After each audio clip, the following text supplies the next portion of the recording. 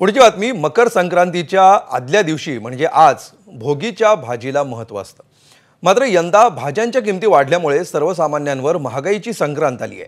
भेंडी, पापडी, वाल, वांगी आणि गाजर 15 ते 20% महागले। 120 रुपये किलोने मिळणारा वाल तब्बल 200 रुपयांवर गेलाय, तर 60 रुपयांना मिळणारी वांगी 100 रुपयांवर पोहोचली आहे। त्यामुळे भोगीच्या भाजीचा तडका सर्वसामान्यांना ठसका आणणार आहे। या सगळ्याचा आढावा घेतला आमचे प्रतिनिधी शिवानी पांढरे यांनी।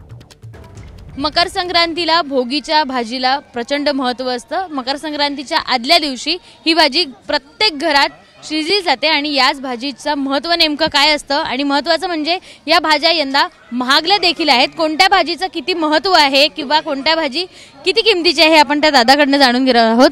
दादा, कोणत्या कोणत्या भाज्या असतात त्याच्यात आणि नेमक्या किती महाग झाल्या त्या यावर्षी? आज यंदा 10 रुपयाची पहिली 10 रुपयाची वस्तू होती, आज 20 रुपयाला झाली।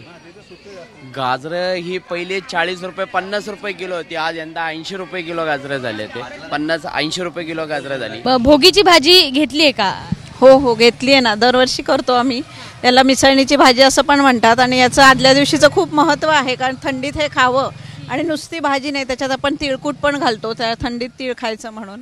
आणि या सगळ्या भाज्या मिक्स त्या निमित्ताने पोटातही जातात, नाहीतर जनरली वांगी वगैरे खात नाहीत हल्लीची मुलं, पण ते त्या निमित्ताने खाल्लं जातं। वांग, गाजर, पावटा आपल्या शरीराला जास्तीत जास्त उष्णतेची गरज आहे, त्याच्यामुळे ह्या ज्या शेंगा ज्या आहेत त्या वेगवेगळ्या प्रकारच्या शेंगा झाल्या, वांगी झाली, सुरण, रताळी ही जी येतात त्याची मिक्स भाजी आपण करतो। तर ही परंपरा जी आहे ती फक्त महाराष्ट्रात नाही तर अनेक राज्यांमध्ये सुद्धा ती पार पाडली जाते।